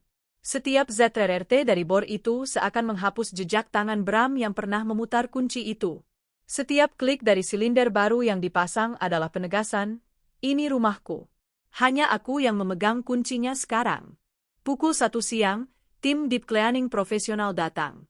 Mereka mengenakan seragam, membawa mesin-mesin uap dan vakum bertekanan tinggi. Aku hanya memberi satu instruksi, menunjuk ke kamar tidur utama. Sterilkan tempat itu, kataku. Saya mau kasur itu disanitasi sampai ke lapisan terdalam. Saya mau setiap inci lantai marmer itu digosok. Saya mau bau dari penghuni sebelumnya hilang tanpa sisa. Mereka bekerja selama 3 jam. Aku duduk di taman belakang bersama Bei Inah, kami minum teh jahe hangat yang baru. Dari tempatku duduk, aku bisa mendengar deru mesin vakum yang ganas. Aku membayangkan mesin itu menyedot semua kenangan buruk, semua noda yang terlihat dan tak terlihat. Saat mereka selesai, aku masuk ke kamar. Baunya kini steril. Seperti rumah sakit. Seperti kamar hotel baru yang belum pernah ditempati. Sempurna. Aku membuka laptopku dan memesan 1 set spray katun Mesir baru secara online, thread count tertinggi. Warna putih gading. Aku juga memesan selimut bulu angsa dan bantal-bantal baru. Semua akan tiba besok. Malam ini, aku akan tidur di kamar tamu. Teleponku, yang kusetel dalam mode, jangan ganggu, bergetar tanpa henti di meja. Aku tahu itu dari siapa. Setelah tim pembersih pergi, aku mengambilnya. Ada 47 panggilan tak terjawab. 12 dari nomor Bram, nomor yang akan segera kublokir, dan sisanya dari berbagai nomor tak dikenal. Pasti Laras, yang panik, meminjam ponsel orang di jalan. Lalu ada rentetan pesan WhatsApp dari Bram. Aku membacanya dengan ketertarikan seorang ilmuwan yang mengamati bakteri di bawah mikroskop. Pesan pertama, pukul 7.30 sedih hari ini jahat kamu. Iblis, aku akan tuntut kamu. Pesan kedua, pukul 8.15 sedih ini rumahku juga. Kamu nggak berhak usir aku. Buka pintunya. Pesan ketiga, pukul 9 sedih Oke, aku salah. Aku minta maaf. Tolong, Rini. Jangan gini. Kasihan Laras, dia kedinginan. Pesan keempat, pukul 11 sedih Rini, please. Angkat teleponnya. Aku harus gimana? Aku nggak punya uang sepeser pun. Dompetku ketinggalan. Pesan kelima, pukul 13 sedih sayang, please. Aku ceraikan Laras sekarang juga. Kita mulai dari awal. Aku janji akan kerja. Aku berhenti membaca. Dompetku ketinggalan. Aku tertawa sinis. Dia bahkan tidak sadar. Dompet itu, kartu-kartu di dalamnya, semua atas namaku. Aku membuka aplikasi mobile bankingku. Kartu kredit tambahan, Bramantio. Status, aktif. Aku menekan tombol, blokir kartu. Alasan, hilang dicuri. Aku menekan, konfirmasi. Selesai. Bahkan jika dia berhasil mengambil dompetnya, yang sekarang sudah ada di kantong sampah kiloan, itu tidak lebih dari sepotong plastik tak berguna. Aku menelepon Pak Bima, pengacaraku. Pak, pastikan dalam gugatan cerai, saya juga menuntut kembali semua barang mewah atas nama saya yang masih mungkin dia sembunyikan. Seperti jam tangan yang saya yakin tidak ada di lemari. Tentu, Bu Arini, kami akan masukkan itu. Dan ada laporan dari Satpam Kompleks Anda, kata Pak Bima. Ya, pasangan itu, Tuan Bram dan Nyonya barunya, mereka mencoba masuk kembali pukul 11 tadi. Mereka bilang pada Satpam ini, rumah mereka. Satpam, sesuai instruksi Ibu, melarang mereka masuk. Mereka membuat keributan. Beberapa tetangga melihat. Bagus, kataku. Biar semua orang tahu. Nyonya barunya, Laras, pingsan di depan pos Satpam. Mungkin karena shock dan malu, lanjut Pak Bima. Akhirnya Tuan Bram membawanya pergi, sepertinya naik taksi online yang dia pesan entah bagaimana caranya. Pingsan. Drama sekali. Itu bukan urusan saya lagi, Pak. Urusan saya sekarang adalah surat cerai dan putra saya. Baik, Bu. Saya urus sisanya. Aku menutup telepon. Aku memblokir nomor Bram. Aku mematikan ponselku. Cukup. Aku mandi. Lama sekali. Aku menggosok seluruh tubuhku seolah aku juga perlu disterilkan. Aku memakai pakaianku yang paling nyaman. Aku berjalan ke garasi. Masuk ke mobil keduaku, sebuah sedan konvertible yang jarang kupakai. Aku menurunkan atapnya. Bei Inah, katakan pada asisten rumah tanggaku yang sedang menyiram tanaman. Saya pergi, ya. Saya mau jemput Bima. Mungkin saya dan Bima menginap satu malam di rumah Ibu. Tolong jaga rumah. Kunci yang baru sudah saya letakkan di laci dapur untuk Bibi. Wajah Bei Inah berseri-seri. Hati-hati, Non. Salam untuk Bima. Aku mengendarai mobilku keluar dari gerbang. Satpam yang berjaga memberi hormat padaku. Aku membalasnya dengan senyum dan anggukan. Aku melaju di jalan tol. Udara sore yang hangat menerpa wajahku. Rambutku terbang-terbang. Aku menyetel musik keras-keras. Lagu pop yang riang. Perjalanan 5 jam ke kampung ibuku terasa seperti 15 menit. Aku tidak merasa seperti istri yang baru saja diselingkuhi. Aku tidak merasa seperti wanita yang baru saja menghancurkan rumah tangganya. Aku merasa ringan. Beban seberat puluhan ton, beban pria pemalas yang harus kuhidupi, beban kecurigaan, beban kebohongan, semuanya telah terangkat dari pundakku. Aku bebas. Saat senja, aku tiba di rumah ibuku. Sebuah rumah kayu sederhana yang dikelilingi sawah. Tenang, damai, wangi tanah basah dan bunga melati. Ibuku sedang duduk di teras, menyangi pot-pot bunganya. Dia melihat mobilku, dan dia tersenyum. Senyumnya tidak bertanya. Senyumnya tidak menghakimi. Senyumnya hanya lega. Sudah sampai, Enduk, katanya. Sudah, Bu. Aku turun dari mobil, menghampirinya, dan mencium tangannya. Mandilah dulu. Sholat maghrib. Habis itu kita makan malam, kata ibu. Bima mana, Bu? Lagi main di rumah Pakde. Sebentar lagi pulang.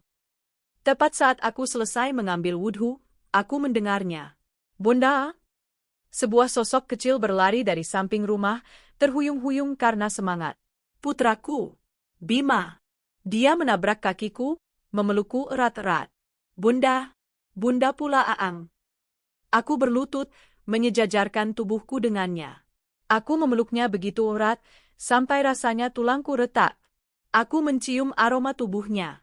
Aroma bedak bayi, keringat, dan permen. Aroma kepolosan. Iya, sayang, Bunda pulang. Bunda pulang untuk Bima. Aku menatap matanya yang jernih. Mata yang sama denganku. Bima, kita pulang ke rumah kita di Jakarta, ya? Tapi mulai sekarang, di rumah cuma ada Bunda sama Bima. Nggak ada ayah lagi. Bima memiringkan kepalanya. Ayah kemana, Bunda? Ayah, pergi. Ayah sudah punya rumah baru. Oh, kata Bima singkat. Anak-anak begitu sederhana. Nggak apa-apa. Yang penting ada Bunda. Dia memeluk leherku lagi. Malam itu, setelah makan malam dengan masakan ibuku yang luar biasa, aku duduk di teras. Bima sudah tertidur di pangkuanku, lelap dan damai. Kamu tidak terlihat sedih, kata ibuku pelan, sambil menyodorkan secangkir teh panas. Aku menatap wajah anakku yang tidur. Aku sudah melewati fase sedihku berbulan-bulan yang lalu, Bu. Saat aku pertama kali curiga. Yang Arini rasakan sekarang, hanya lega. Bagus, kata ibu. Laki-laki seperti itu racun. Kalau kamu diam saja, kamu yang mati perlahan.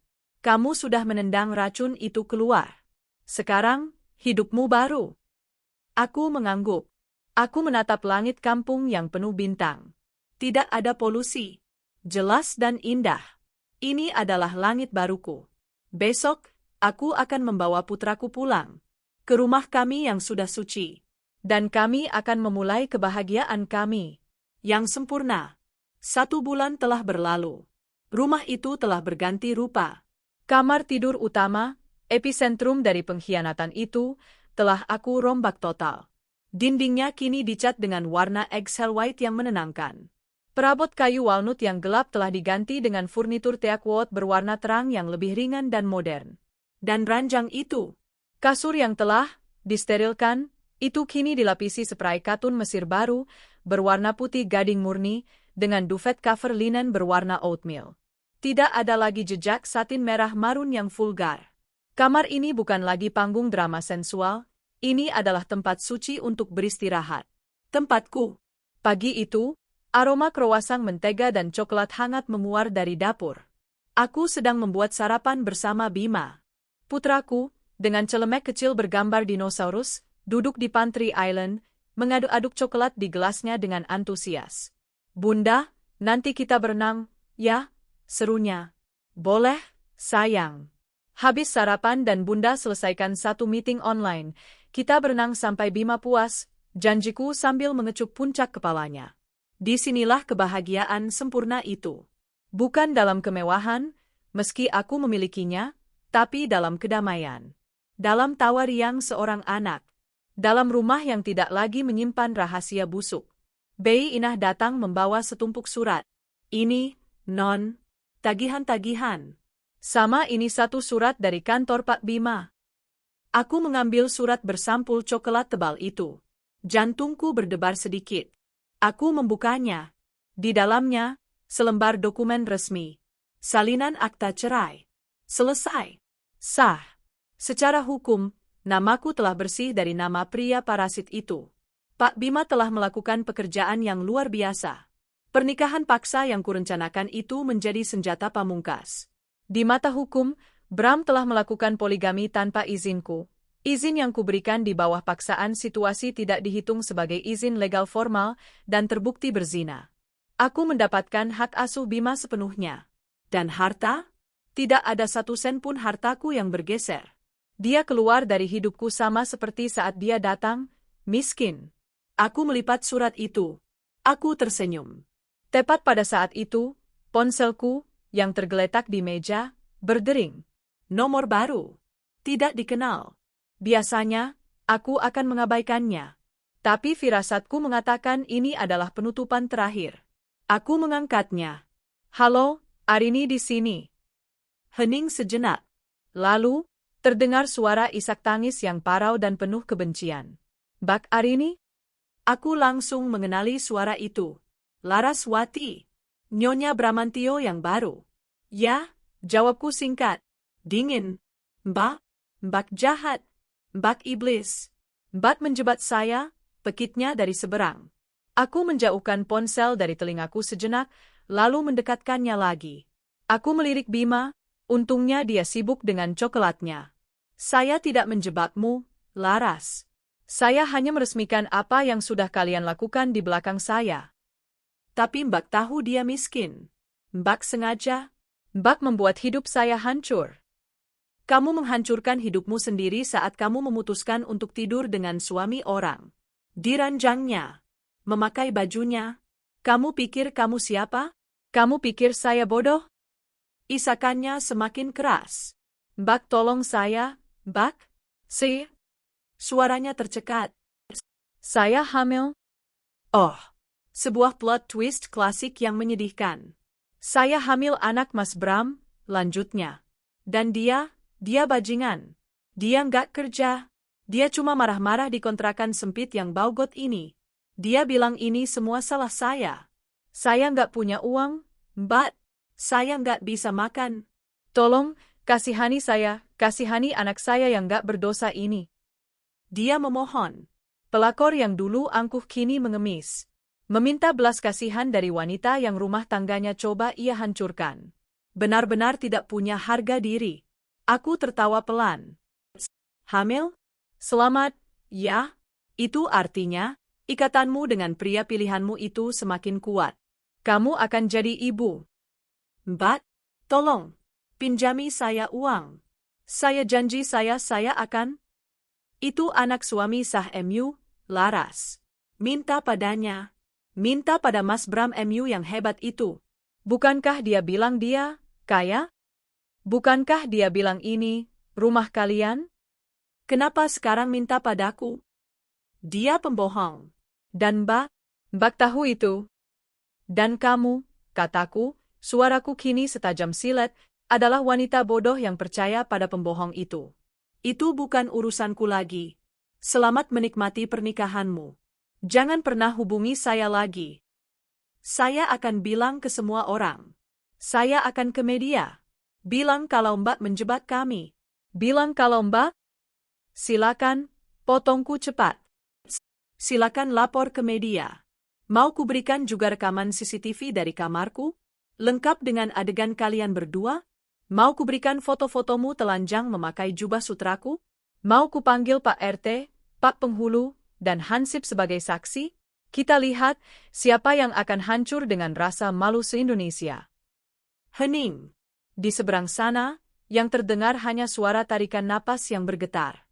Dia kalah telak. Aku menutup telepon.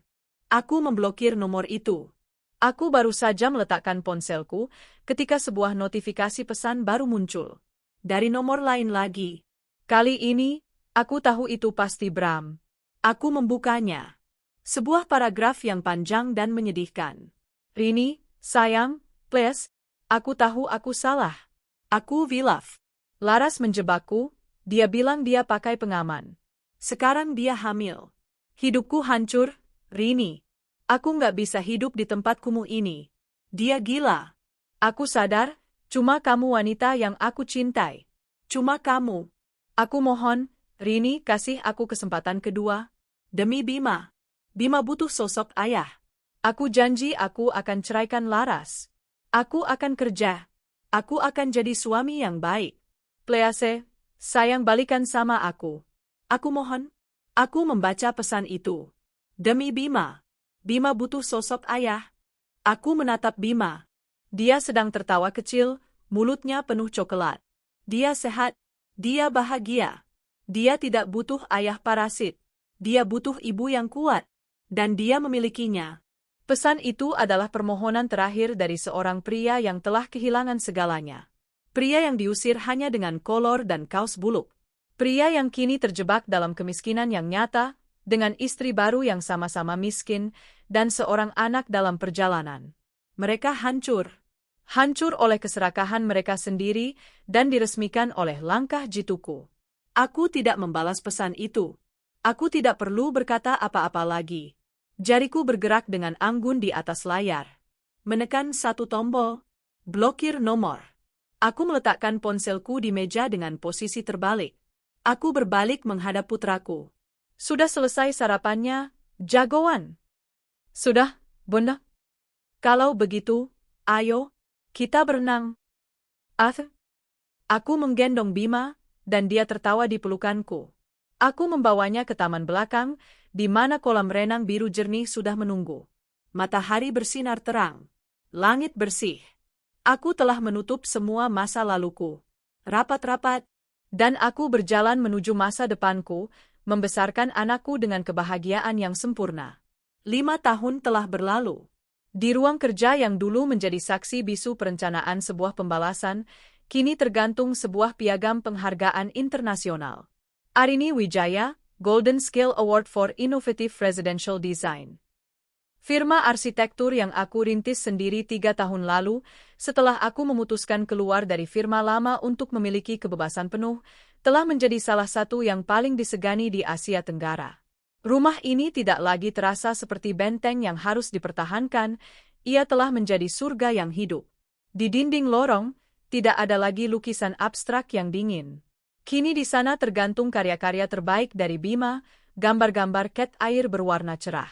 Dinosaurus, roket, dan sebuah potret yang ia buat dengan bangga, gambar diriku dan dirinya berpegangan tangan, dengan tulisan, Bunda dan Bima selamanya.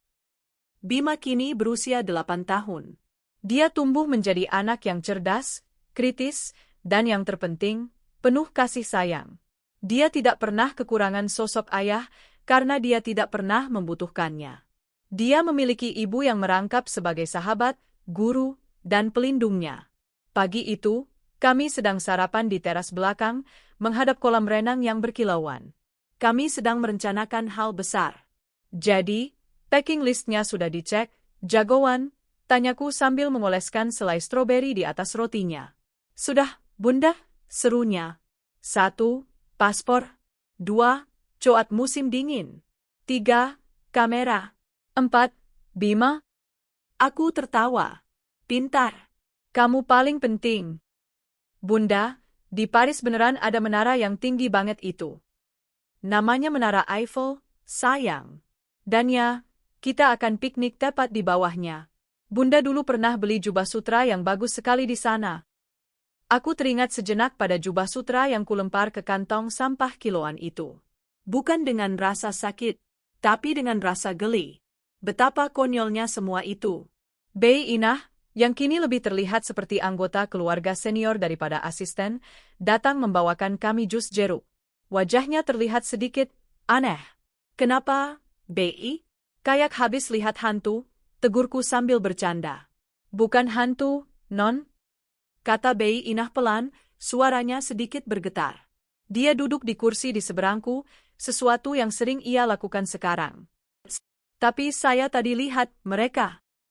Alisku terangkat. Aku tidak perlu bertanya, mereka, itu siapa? Hanya ada satu, mereka, dalam sejarah rumah ini. Oh ya? Di mana? Tanyaku. Nada suaraku datar, seperti sedang menanyakan cuaca. Bima terlalu sibuk dengan sarapannya untuk mendengarkan. Di pasar, Non. Tadi saya mau beli ayam kampung langganan saya, di pasar becek yang di ujung jalan raya itu, cerita Bei Inah. Lalu? Saya hampir gak kenal, Non. Saya lihat ada perempuan lagi jongkok, ngoceh-ngoceh marah. Bajunya kusam sekali. Rambutnya yang dulu pirang itu sekarang sudah belang, hitam di akar, kering di ujung. Dia lagi marahin anaknya. Anaknya mungkin umur 4 tahunan, Non. Kurus, ingusan. Laras.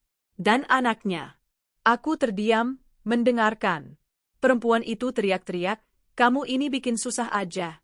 Bapakmu mana? Terus, dari gang sebelah, keluar tukang ojek online, Non. Bei Inah berhenti sejenak, mengambil napas. Itu, bapak itu, Non. Pak Bramantio. Aku membeku sejenak. Bram. Tapi, ya Allah, Non beres sekali, lanjut Bei Inah, matanya menerawang. Dia kurus. Hitam. Kumisnya nggak kerawat. Jaket ojeknya sudah buluk sekali. Dia kelihatan tua. Tua banget. Jauh lebih tua dari Non Arini sekarang. Dia bawa motor butut, Non. Terus si Laras itu maki-maki dia. Dapat orderan nggak? Uang belanja habis. Anakmu minta susu.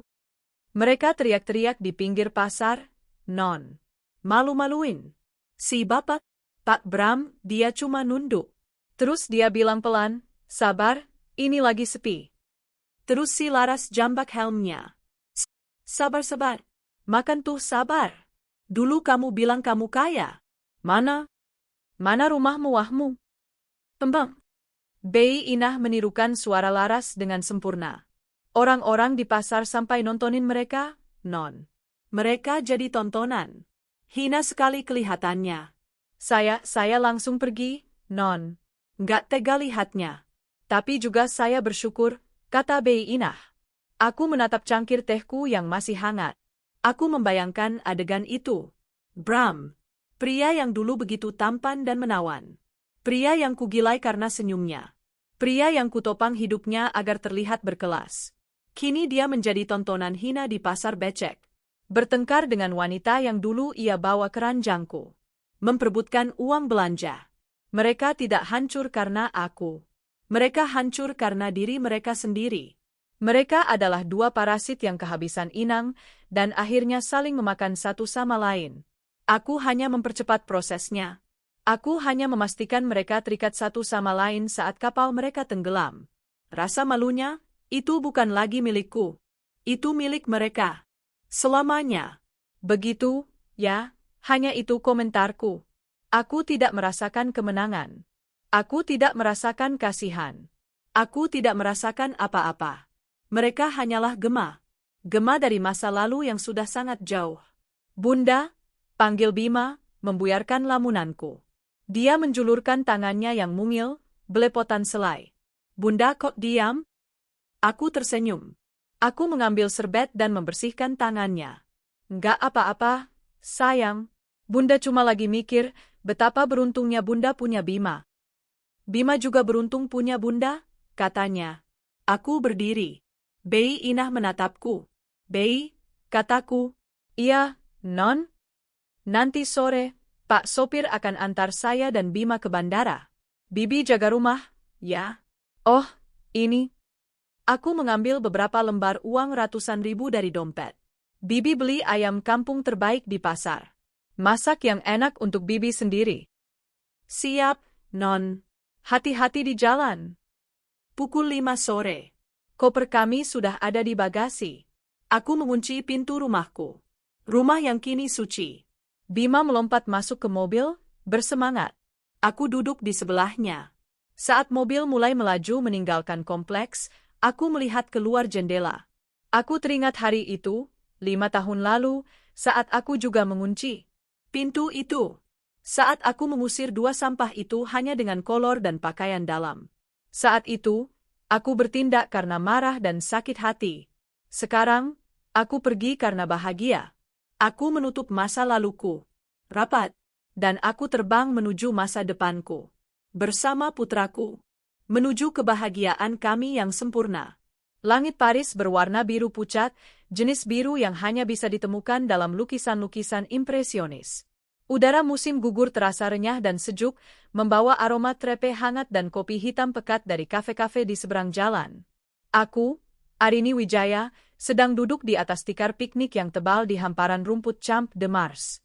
Di depanku, menjulang kokoh struktur besi tempa yang paling terkenal di dunia. Menara Eiffel. Di sampingku, Bima. Putraku yang berusia 8 tahun itu sedang berkonsentrasi penuh, mencoba menggambar menara itu di buku sketsanya. Lidahnya terjulur sedikit di sudut bibirnya, kebiasaan yang sama persis denganku saat aku sedang fokus mendesain. Sudah hampir mirip, Bunda? Tanyanya, menunjukkan karyanya. Garis-garisnya miring, tapi penuh percaya diri. Ini luar biasa, sayang, pujiku tulus. Lebih bagus dari aslinya. Dia terkikik, lalu kembali pada dunianya. Aku menuangkan sedikit jus anggur bersoda ke dalam gelas plastik kami. Bersulang, kataku. Bersulang, sahut Bima, mengangkat gelasnya. Untuk Paris. Dan untuk Bunda yang menang penghargaan. Dan untuk jagoan bunda yang dapat nilai A di pelajaran matematika, tambahku. Kami tertawa bersama. Disinilah aku sekarang. 5 tahun setelah fajar yang menentukan itu. 5 tahun setelah aku mengunci pintu rumahku, mengusir 2 parasit dari hidupku. Pagi ini, aku baru saja menyelesaikan pidato penerimaan di sebuah gala arsitektur bergengsi. Aku memenangkan penghargaan untuk desain eco-resort inovatif di Sumba. Hidupku berjalan di jalur yang tidak pernah kubayangkan. Lebih cepat, lebih tinggi, dan jauh lebih damai. Saat aku sedang mengamati Bima menggambar, mataku menangkap pemandangan di jalan setapak. Sepasang suami istri, mungkin seusiaku, berjalan bergandengan tangan. Si wanita mengenakan trench coat Burberry yang klasik. Si pria membantunya membetulkan syal sutra Hermes di lehernya. Mereka terlihat serasi, berkelas. Ada sekelebat ingatan yang melintas. Sutra. Jubah sutra yang kuberikan pada Bei Inah untuk dijual kiloan. Aku tersenyum tipis. Dulu, aku berpikir bahwa kelas adalah tentang hal-hal itu. Jubah sutra dari Paris, wine mahal, setelan jas impor, jam tangan mewah. Aku mati-matian mendandani Bram agar dia terlihat sepadan denganku. Aku pikir aku bisa membeli kelas untuknya. Betapa naifnya aku. Laras pun berpikir demikian. Dia mengira dengan memakai jubah sutraku, tidur di ranjangku, dan menyandang status sebagai nyonya di rumah mewahku, dia bisa mencuri kelasku. Dia bisa menjadi aku. Mereka berdua tidak mengerti.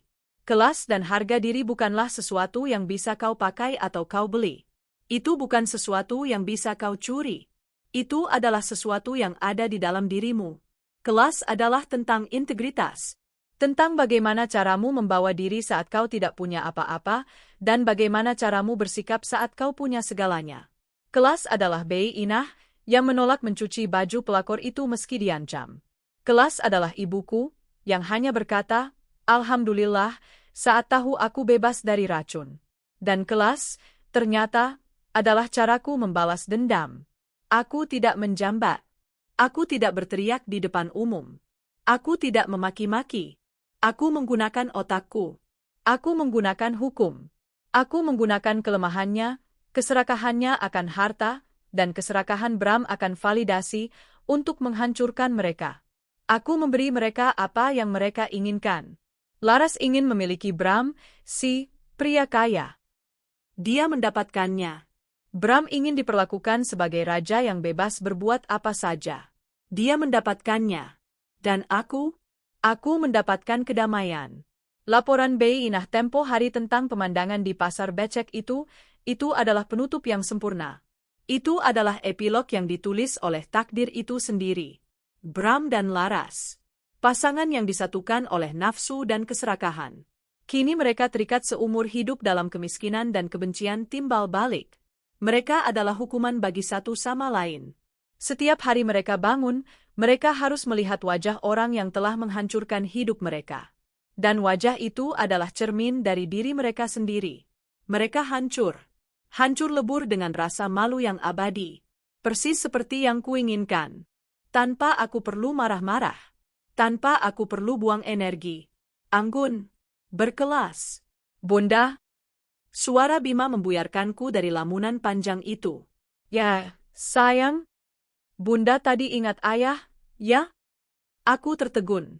Ini pertama kalinya dia menyebut kata itu dalam mungkin setahun. Aku menatap matanya yang jernih. Dia sudah besar. Dia mengerti. Aku menggeleng pelan. Bukan, sayang. Bunda lagi mikir betapa enaknya macaron ini. Itu bukan kebohongan. Tidak sepenuhnya. Karena saat aku mencoba mengingat wajah Bram sekarang, yang muncul di benakku hanyalah gambaran buram. Wajah pria kurus berjaket ojek buluk dari cerita Bei Inah. Wajah itu telah menimpa dan menghapus total wajah tampan pria yang pernah kucintai. Dia bukan lagi suami yang berkhianat. Dia bukan lagi Bramantio. Dia hanyalah sebuah catatan kaki dalam buku kehidupanku.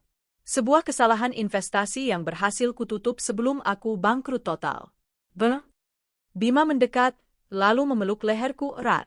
Dia berbisik di telingaku dengan bahasa Prancis terpatah-patah yang baru dipelajarinya.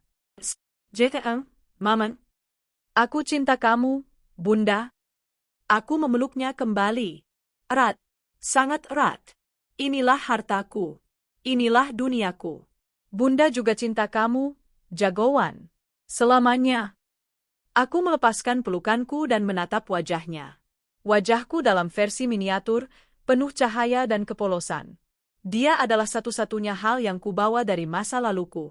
Dan dia adalah masa depanku. Ayo, kataku sambil berdiri dan membersihkan rokku dari remah-remah krowasang. Kita sudah berjanji akan naik ke puncak menara itu, kan? Ayo, seru Bima, melompat berdiri dan meraih tanganku.